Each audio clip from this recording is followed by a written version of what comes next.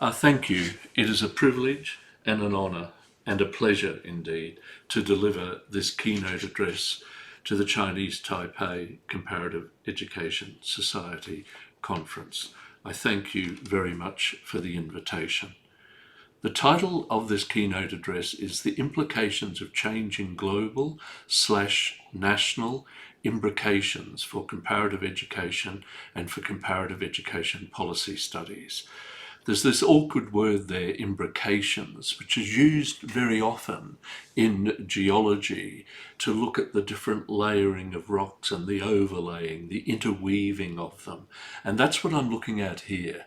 When the Cold War ended with the fall of the Berlin Wall, what we saw in comparative education policy studies, was a lot of emphasis on the way the global, the work of international organizations, UNESCO, and in particular for the rich countries, the OECD, had effects on the policies within nations. But my argument would be that global, national, local relations, the imbrications between them have been changing, and we need to take account of those in our comparative education research, in terms of our theory, in terms of our methodology. And that's what I'll be dealing with. I mention comparative education policy studies basically because that's the focus of my work within comparative education. So the focus is the pre-Cold War period. I just mentioned that to make the distinction with the post-Cold War period. And of course, the post-Cold War period, post-1989, post-1990, right through to the present, that era has been changing as well. But there's a clear demarcation between it in relation to global national relations pre and post the end of the Cold War. Specifically, I'll be focusing on the ever-changing work of the nation state, and much of the early work after the end of the Cold War gave a lot of emphasis to global effects within nations, seemed to suggest the nation state was now not so important. Now, I will argue that it's always remained important, but in changing global national relations, it tends to work in different ways. And the same is true for the work of international organizations, and both of these in relation to education policy. So I'm going to draw on some cases from research I've conducted to draw out the significance of these changing global, national, local imbrications for comparative education studies and for comparative education, for our theories and our methodologies. So let's just look back for a moment to the period prior to the collapse of the Berlin Wall, prior to the end of the Cold War. Comparative education, and I'd say comparative policy studies in education, in that time, in that era, took the nation and or subnational political units within the nation, if we had a federal structure, as their units of analysis. Both assumed that the society was homologous with the nation, the social was homologous with the nation, the political, including policy, was homologous with the nation. Education policy, the creation historically of mass systems of schooling, mass literacy, mass numeracy, were central to the construction of the imagined community of the nation, as Benedict Anderson put it. And all of those wonderful histories of statistics, the work of Hacking, Desroisseries, Porter and Rose, also show that the creation of common measures across the land, the topographical space of the nation, was central to unifying the nation and helping to construct it.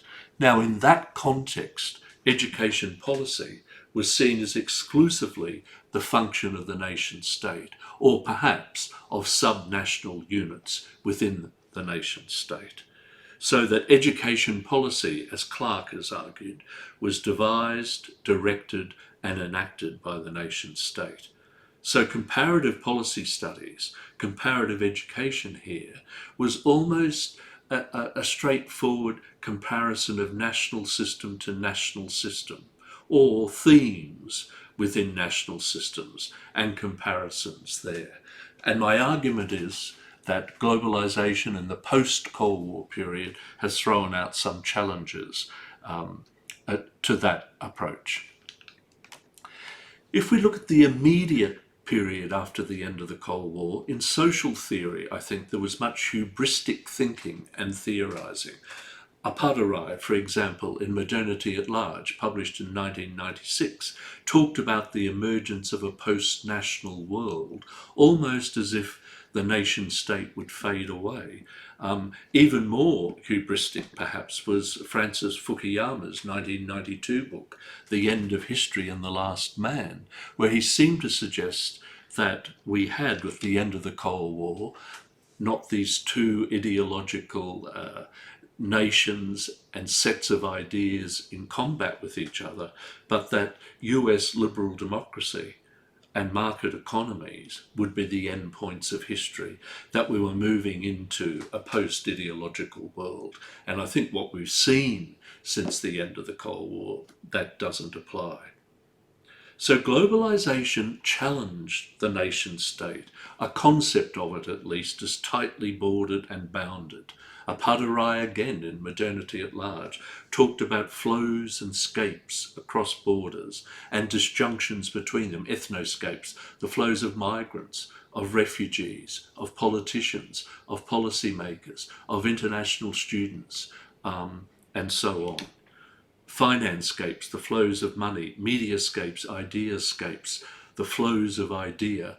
And all of this, of course, born with our ever-increasing computational capacities across the time from the end of the Cold War through to the present.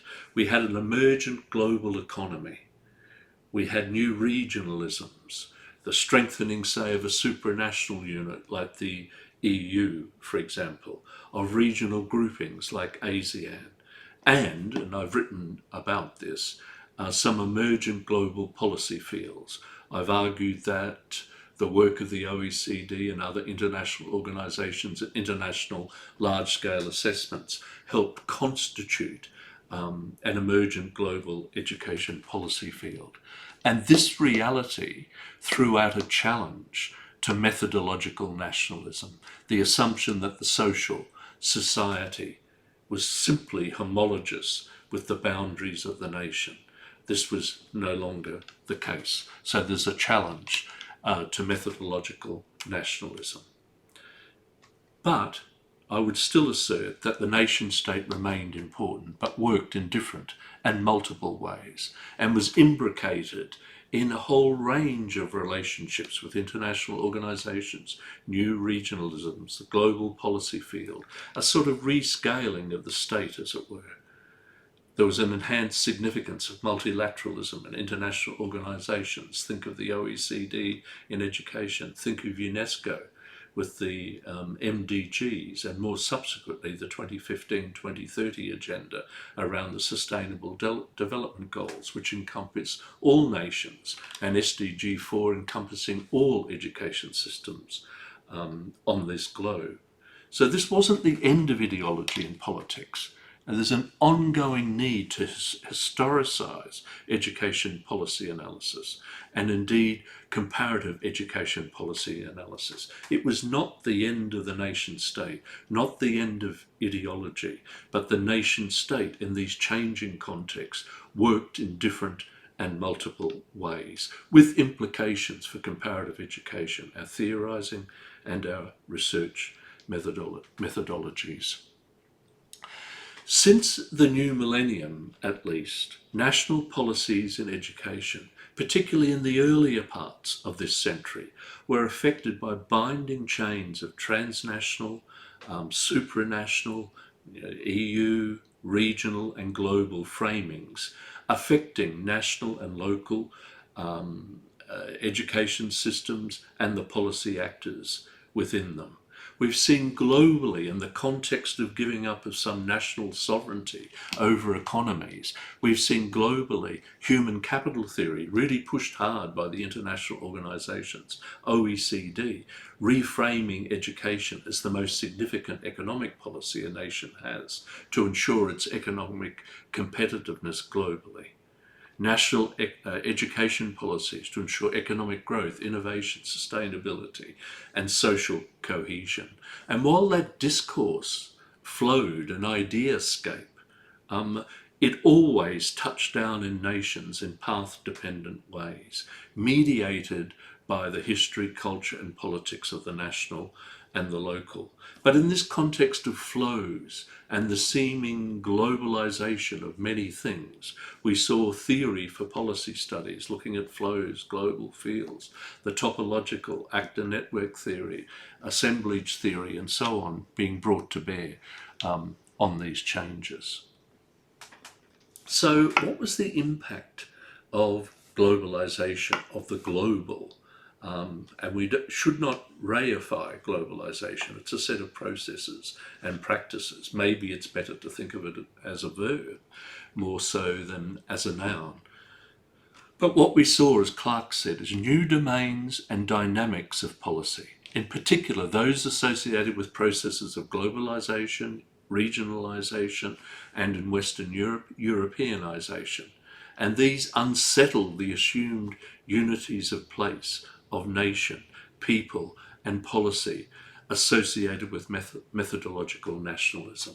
And Clark's argument is that in acknowledgement of that, policy studies generally, and I would argue in education and comparative education policy studies, almost throughout methodological nationalism and replaced it by what Clark calls methodological globalism, projecting a flat world of policy, travel, transfer.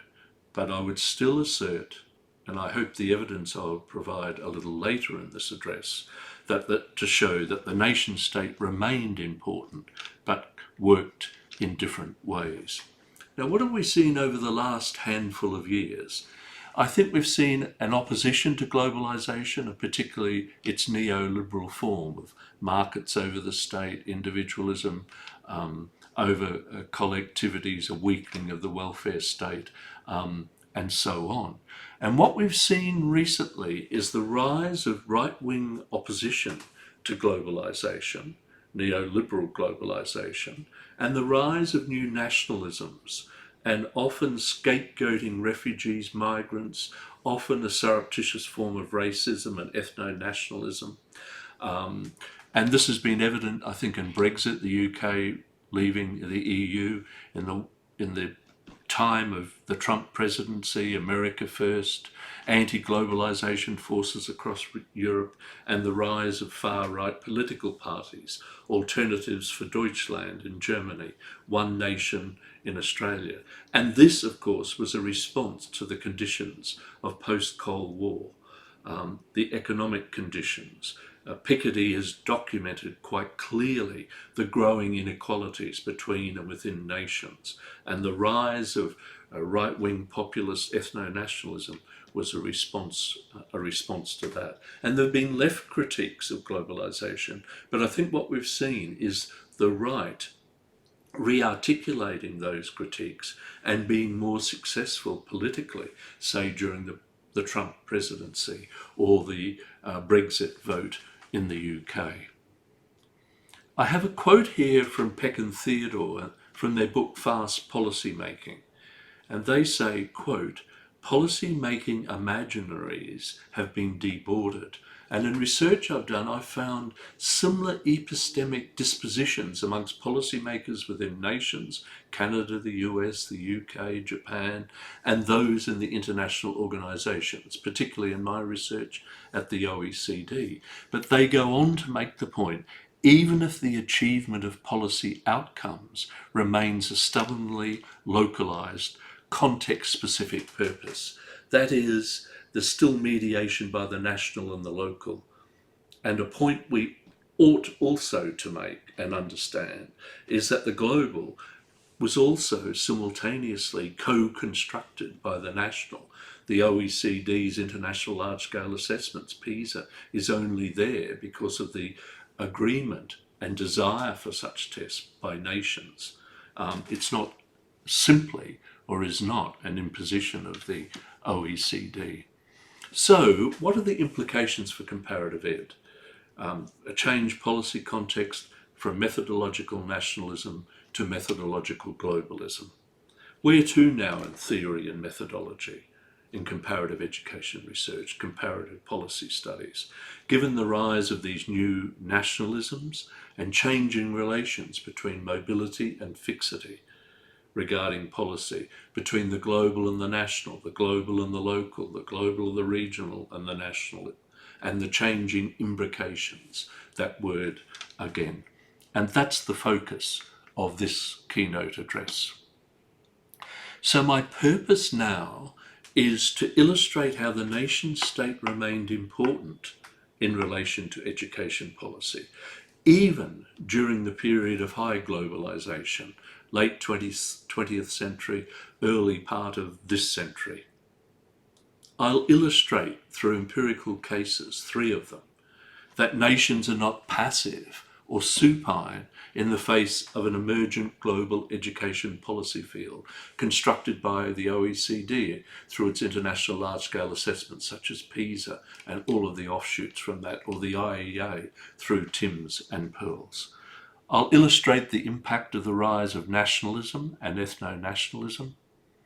I'll use the OECD's education work to illustrate my argument, because the OECD, and I've done a lot of research over the last 20, 30 years on the OECD and its education work, it's been important in constructing an emergent global education policy field. And one of the changes, I think, in the education work of the OECD is it's taken on a bit more of an actor role, and there's been some resistance to that from powerful nations, USA, Japan, and so on. So my argument is that we need to move beyond methodological nationalism, methodological globalism, to move beyond that binary and look at and think about the need for new theory. So what about the education work of the OECD? What about its globalizing testing regimes? You know, at the time of the end of the Cold War, the OECD, because it had come out of the Cold War, it was sort of the economic equivalent of NATO. It was seeking for a new role, and I think its role in education became, using Latour's phrase, the center of calculation. So PISA was created under pressure from the US, first administered in 2000, tests 15-year-olds on 3 literacies, numeracy, reading literacy and scientific literacy, then every 3 years. It's been the most successful policy instrument of the OECD. It's helped constitute an emergent global education policy field, and across its time, the number of participating nations has got greater. Until 2002, education had an inferred role at the OECD. The Directorate for Education was created in 2002, and the Education and Skills Directorate in 2012. And the skills agenda, linked to human capital theory and talk of an emergent knowledge economy, became very important here. The OECD's testing regime, main PISA, and the research I've conducted with colleague Sam Seller has shown from interviews conducted at the OECD, analysis of their document and of their education work, that there's a desire to expand the scope, that is what's measured by PISA, the scale, more participating nations, and enhance its explanatory power. Its impact works through PISA shocks. Remember first PISA 2000? Big shock in Germany led to a whole lot of reforms. 2009, Shanghai did so well, a PISA shock in the USA under President Obama. In Australia as well, and a whole range of policy changes flowed.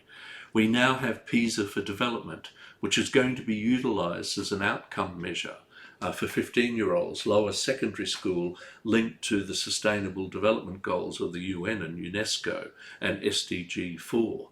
And the results on PISA for development are being put on the same measurement scale as main PISA. And there seems to be a push, inexorably almost, to have all schooling systems on the planet included in this comparative global measure.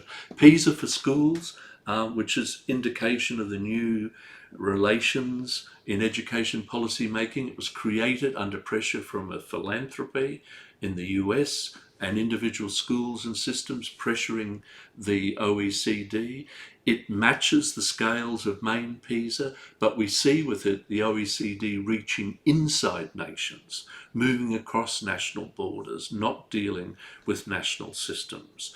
PIAC, the international assessment, or the Program for International Assessment of Adult Competencies, PISA for 16 to 64-year-olds, the new baby PISA, the International Early Learning and Child Wellbeing Study of 5-year-olds, which looks at cognitive, emotional and social development, and TALIS, of course, the International Survey of Teaching and Learning. And in terms of explanatory power, the OECD desires to put the PISA results with measures of teacher pedagogy, trying to get at that holy grail of educational research. So I'm now going to look at 3 cases which are indicative of these changing imbrications I've alluded to, the nation state continuing to be important but working in different ways, the same for international organisations such as the OECD, which I will deal with. The 3 cases, the first relates to Japan, and to show that Japan was not simply supine, passive in relation to OECD scores and some apparent or perceived, at least media perceived, decline in maths in the early PISA tests. The second case, I will look at some stringent criticisms coming out of the Federal Department of Education during the Trump presidency of PISA and its desire to expand the scope, scale and explanatory power of that test, and also the other offshoots, PISA for development. I will then come back and look at a contemporary example from Japan where they've made some similar criticisms to those being made by the USA, but also they haven't participated in some more recent OECD studies and some attempts by the OECD also to expand the definition of human capital theory and what PISA might measure. So my first case, externalization, and you know the idea of externalization is nations using the performance of somebody else to legitimate their policy reforms. I think what's happened with PISA, it's changed some of the historical comparatives for nations, and scores, comparative scores on the league tables of performance have become important in externalization. So case 1, OECD was created in 1961, Japan joined in 1964 under a lot of pressure from the USA. Japan and the US are perhaps the 2 most powerful players at the OECD. A lot's been written, of course, about the impact of the OECD's work on policies within nations, right? And particularly the impact of PISA and their league tables. And most of this is sort of top-down, a sort of methodological globalism, the impact of OECD's PISA on nations, also unidirectional. So what I'm going to look at here and draw on is the first reference here, my colleague Keita Takayama's study of the PISA 2000 and PISA 2003, the results of which are released in the December of the subsequent years. And he's clearly demonstrated in this research, very clearly, how the PISA shock following the release in December 2004 of the 2003 results and the seeming decline in maths performance was used by Japanese policymakers to make reforms that they wanted, and it had been difficult to achieve those reforms prior to this. So Takayama focuses on the context, political, social, of the 2003 PISA results. And he talks about the Utori reforms of the late 1999. Streamlined curricula, introduced a 5-day school week, and stressed child-centred pedagogies, which were justified in terms of some of the policy work, education work of the OECD. He then documents how reforms were sparked in a subsequent debate in Japan about putatively declining education standards. He analyses and contrasts the media response to Japan's 2000 PISA tests results with those of 2003. The coverage of 2000 was positive and the media accepted the ministry's position. However, the 2003 results, the media represented these as a decline in math scores and set up something of a PISA shock, I suppose, even though the decline, as he shows, was not statistically significant in relation to the 2000 performance. There was also concern about literacy, but this had been a widespread concern, and the Ministry of Education, Culture, Sports, Science and Technology, MEXT, knew about this, and this had been in the ongoing debates. So Takayama shows how externalizing and using that media debate, that, to quote Takayama, page 400, the ministry appropriated the external legitimacy of PISA to further intensify the moral panic over the academic crisis and used it to legitimize otherwise highly controversial policy shifts, unquote. He shows that with astute use of externalization to the media debate about the PISA results, that the policymakers use this to make reforms: a more content-focused curriculum, the introduction of national testing, which had long been a difficult political matter in the Japanese education politics context, a reform that had been resisted to that point.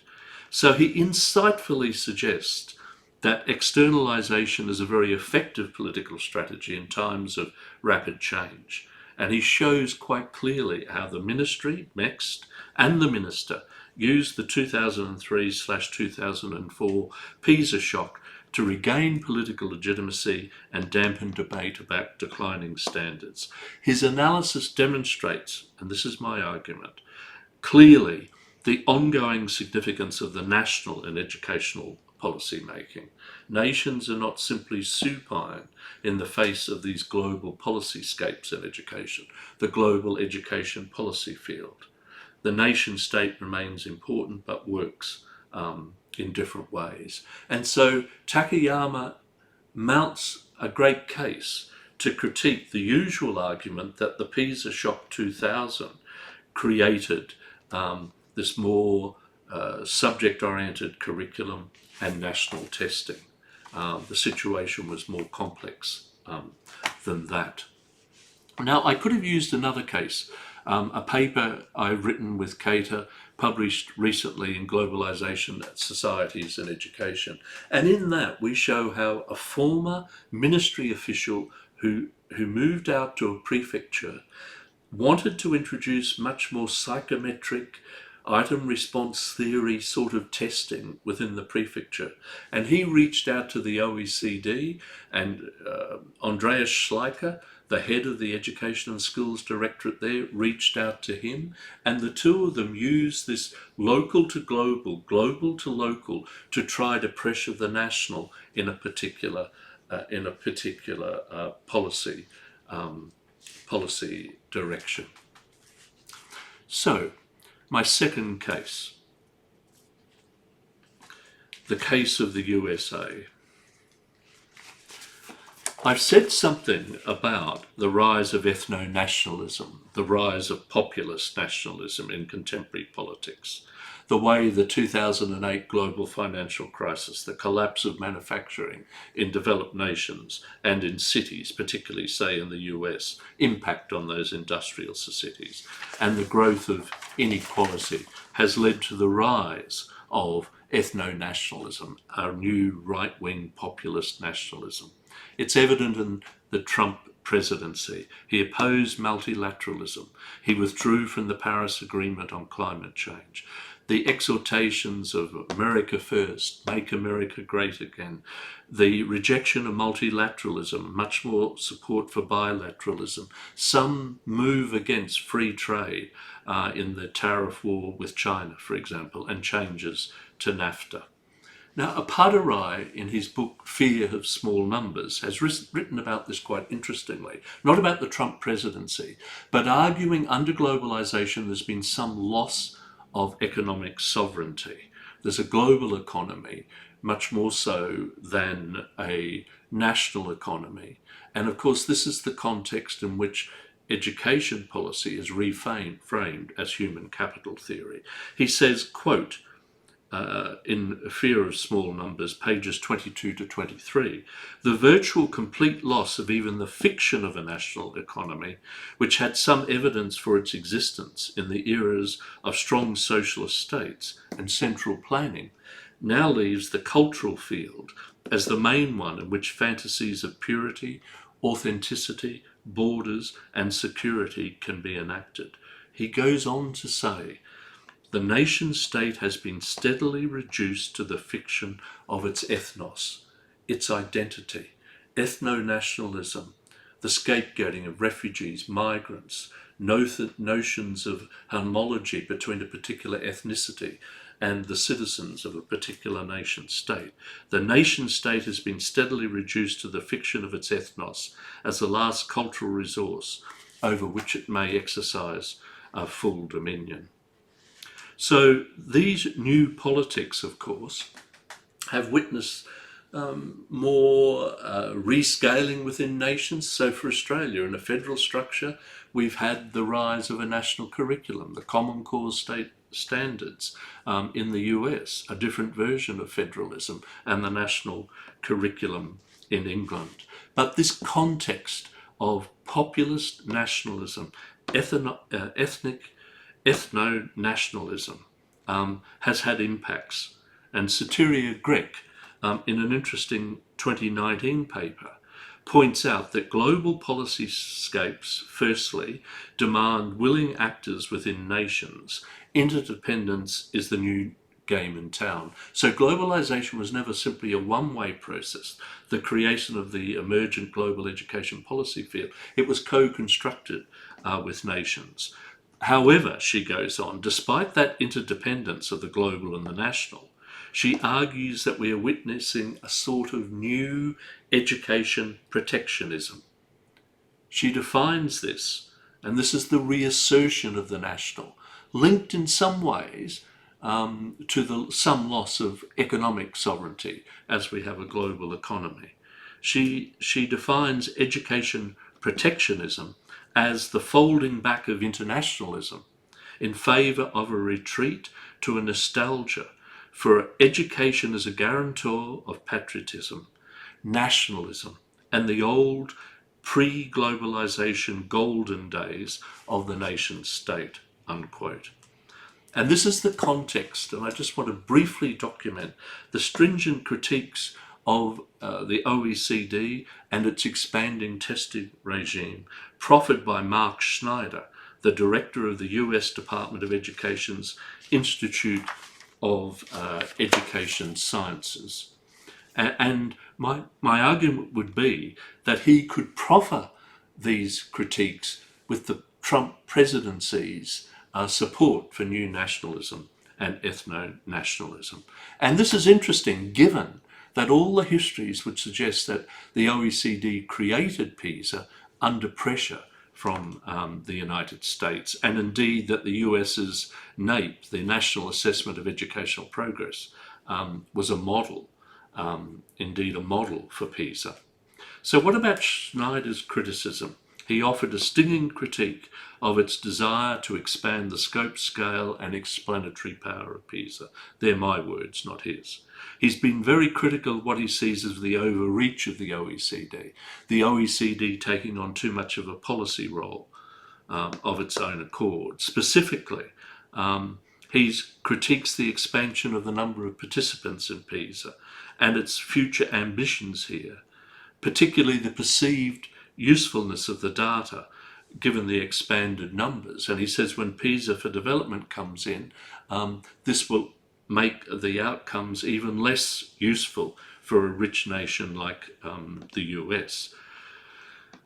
He also says that with the expansion of the scope, what's tested, there hasn't been a strong enough research base to this. He talks about the costs And his argument is if there were smaller numbers, if only the 37 member countries participated, it might be possible to move PISA fully online to a computer adaptive testing model, and maybe in terms of cost also move to a 5-year cycle.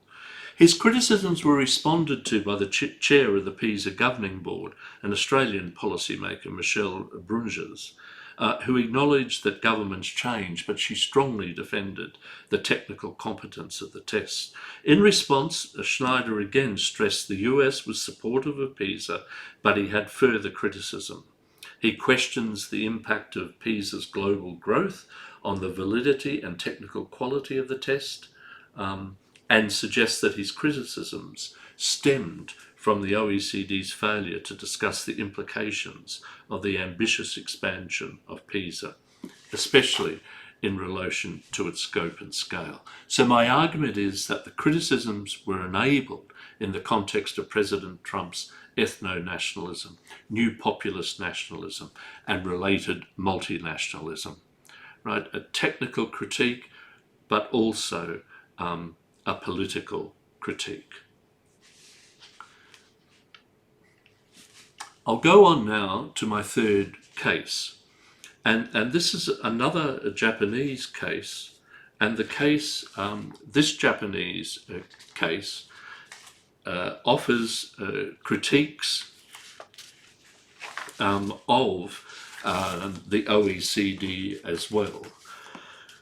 Now, I've conducted interviews in Japan at the ministry, at prefectures, with many, many policymakers in 2016 and very late in 2019 with my colleague, Keita Takayama. And it's interesting, at the ministry level, we heard exactly the same comments of main PISA as some of those outlined by Schneider in my previous US case, that the scope, scale and explanatory power, there should be a refocusing on the 3 original literacies, the argument was put, and the research base of those should be strengthened. There was criticism of the expansion and, for example, the global competency measure, which was included in the 2018 PISA, Japan didn't participate in that. Also, we heard criticism as well of the introduction of PISA for schools, and there was concern that that might make it more difficult to get the sample for main PISA. So some broad criticisms of the OECD's expanding role in relation to its testing regime. It is interesting as well that Japan's results on the 2015 PISA declined, and this was the first PISA conducted online. The ministry and the minister both explained this, and the media accepted this explanation, that this was because there's a difference, that you can't compare paper and pen earlier results on PISA with this first one online. Now that argument is very much against the argument put by the OECD and put by its Education and Skills Director Andreas Schleicher. In actual fact, the ministry argued to us that the 2015 PISA test online had to be regarded as ground zero in terms of longitudinal data. So that's a point. But the big point I want to make here is Japan's failure, rejection of participating in the OECD's Education and Skills Directorate's study of social and emotional skills. Trialled in April 2018, conducted in October and November 2019, and reported in 2020. It's part of a broader OECD agenda. It's about an argument being put by Andreas Schleicher in the Education and Skills Directorate that social and emotional skills are an important component of human capital, and that there needs to be an expansion beyond a focus simply on cognitive hard skills, but also a focus on these non-cognitive or soft skills, which are deemed to be a significant part of human capital. Andreas Schleicher has argued a shift from a sole focus on literacy and numeracy is necessary because of changes in the economy and the labour market wrought by digital disruption and so on. So he says they're shifting from literacy and numeracy skills for employment towards empowering all skills. And it's in that context, the soft skills. In this context, it's concerned the study to identify and assess the conditions and practices that foster or hinder their development for 10-year-olds and 15-year-olds. Now, it's interesting that 10-year-olds are included here, a broader reach. The conceptual work for the OECD's study of social and emotional skills was outlined in a paper by Chernyshenko, Kankakris and Draskow, a paper commissioned by the OECD. And it outlines the big 5 model or 5-factor model of personality that underpins it and outlines particular traits and so on. As Williamson says, the survey connected to this makes personality characteristics globally commensurate, just as PISA does with measures on the 3 literacies, calculable and comparable. And it's for this very reason, in relation to these social and emotional skills, that Japan has not participated in this. In interviews I conducted with my colleague Keita Takayama in late 2019 in Japan, it was put to us very strongly that Japan was not participating in the study and didn't want to see an expansion into a measure of these elements in PISA, because the intellectual base was very much a Western construct, based on Western theories of personality and Western research that were being universalized, as it were, without taking account of East Asian cultural realities, personality types, and so on. This critique and rationale for non-participation by Japan might be seen as a manifestation of what Solova and Old in 2019 called the banal imperialism of the work of international organizations such as the OECD. I have on my PowerPoint a reference to a paper by Jeremy Rapoli, Komatsu and colleagues, Better Policies for Better Lives, Constructive Critique of the OECD's Measure of Student Wellbeing. And what they do in this paper is offer a critique of the OECD's construction of wellbeing, because once again they're arguing it's a Western construction and an attempt to apply it universally, banal imperialism. They've presently observed in their paper, quote, empirical studies in the fields of social psychology and anthropology alike confirm the notion of self in East Asia is consciously understood as embedded in a network of relationships, success understood more in terms of the group, and from this disposition flows a different view of happiness, one of connection and embedded interdependence, unquote. I would suggest this critique applies equally to the OECD's work on social and emotional skills and any metrics that will be developed. The same argument also holds in relation to the personality taxonomy that underpins OECD's work on social and emotional skills. So what we can see here, I think, is a rejection because of cultural critiques coming from Japan. I think that is a very, very important, very important point. Let me move then to my concluding comments. So with the first wave, post-Cold War globalization, what we saw, I think, were these hubristic comments, the end of ideology, the end of history, post-national, the end of the nation state, and of course that hasn't happened. The emphasis was, in the first instance, on the global impacting on the national, top-down, unidirectional, and it's that which I've been trying to critique and draw out the implications for comparative education and comparative education policy studies. In a lovely paper in Comparative Education Review, a wonderful comparative education journal, Larson and Beach note, quote, and this is this early period after the end of the Cold War through to the early parts of this century, quote, much globalization research has focused on how the national has mediated the global. In either case, the emphasis is on the global and the national or local, with the latter, that is the national or local, conceptualized implicitly as a place influenced by outside forces. Can you see here global to national to local, right? Top down, unidirectional, methodological globalism. In a more theoretical way, they observe, quote, place as local, that is, place where you are, the history and culture of the local, the history and the culture of the national, place as local and space as global out there constitute master categories.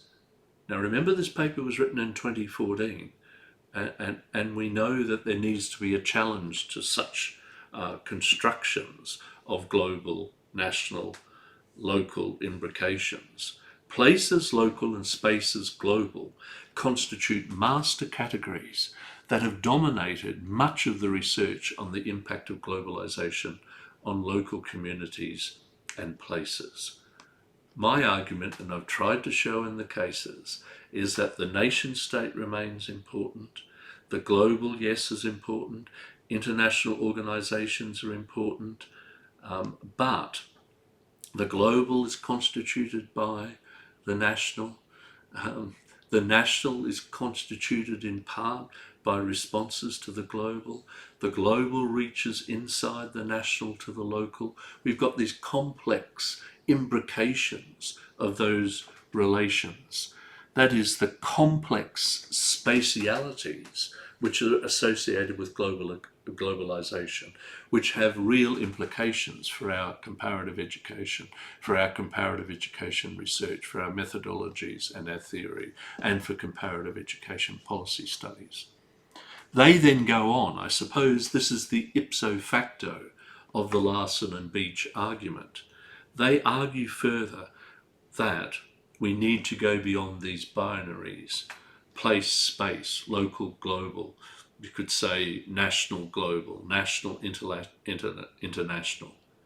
We also need to reject a unidirectional relation, that is simply top down, to understand and deal with, they say, the multiple geographies, the multiple cartographies of power and policy within which education systems and policies are located.